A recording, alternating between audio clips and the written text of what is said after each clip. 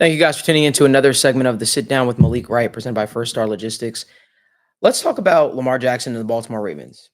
First and foremost, let me just say they had a hell of a season. Lamar Jackson and the Baltimore Ravens had a very, very good season. I wouldn't say Lamar Jackson put up extremely gaudy numbers from the passing standpoint, right? 3,678 yards passing, 24 touchdowns, 7 interceptions. Not anything to necessarily, go crazy over.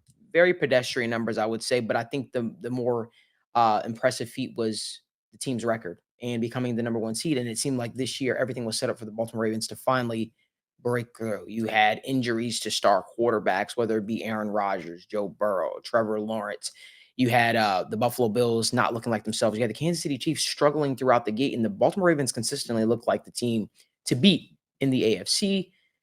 Somehow we find ourselves at the same point that we have the last 5 years under Lamar Jackson, and that's the Baltimore Ravens are a very good regular season team. They're a team that looks like they can break through, but then they don't. They fall flat. That's what happened again against the Kansas City Chiefs. You know, I hate to be that guy. Lamar Jackson hosts a 2-4 record in the playoffs, 6 touchdowns, 6 interceptions. Those two victories coming against Ryan Tannehill. Yes, Ryan Tannehill and the Tennessee Titans, and a rookie CJ Stroud, who I think is going to be very, very good in year two. That all being said, the praise is being sang of the Ravens right now. Everyone's saying, we know the Baltimore Ravens are going to be back. Lamar is like, I'm proud of my brothers. I know we're going to be back here, but are you? How can we confidently say that the Baltimore Ravens are going to be back here? Listen, I hate to be the bearer of bad news, but who am I kidding? I'll be that guy. The Ravens won't be back here. Sorry. This was the best shot. This was the best opportunity. You have a quarterback that relies solely, not solely, but a big part of his game is predicated on his athleticism. He's going to be 28 next year. Albeit it won't be until January, but he'll be 28 next year. Everything went right for the Ravens outside of Mark Andrews getting injured.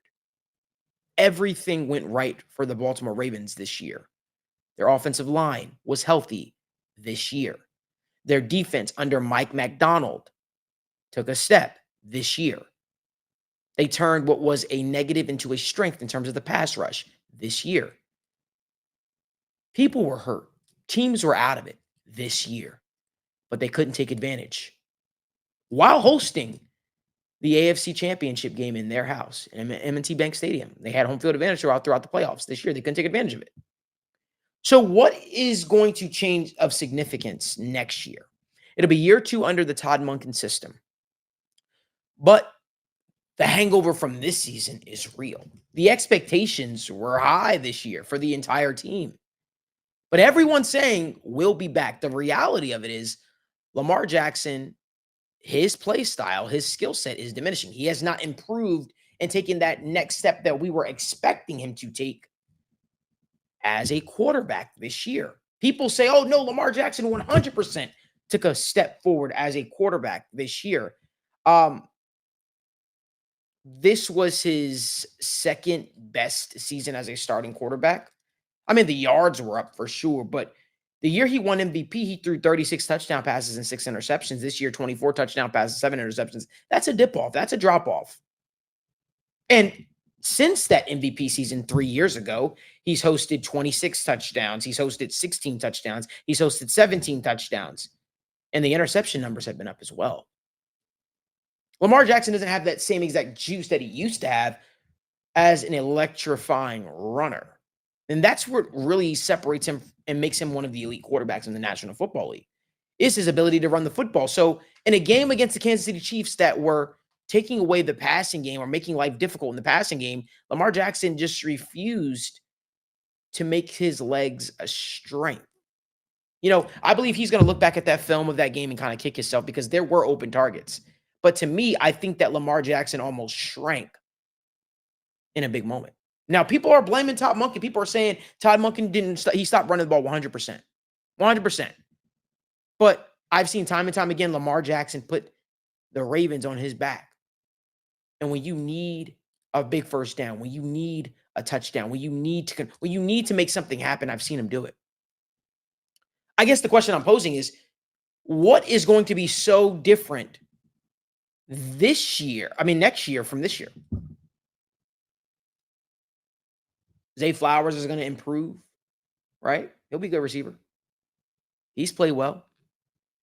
I thought that entire Baltimore Ravens team played very emotional against Kansas City Chiefs. And I'm not quite sure why. Because when I look at it, I really believed in my heart the Baltimore Ravens were the better football team. It's the reason why I picked them. But I came away from that game realizing Lamar Jackson and the Baltimore Ravens, this is who they are. They're a very good regular season team, but maybe his play style is not conducive to winning football in the playoffs. It's what I said for years. It's what I said for years.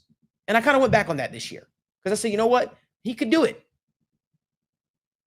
Fool's gold. Fool's gold.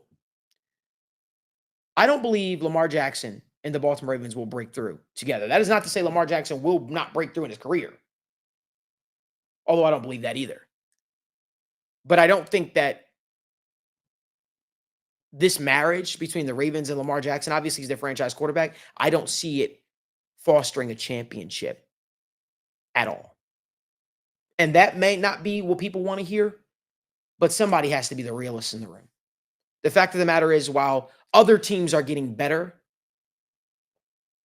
like I expect the Bills to do, like I expect the Bengals to do, like I expect the Jaguars to do, like I expect the Texans to do,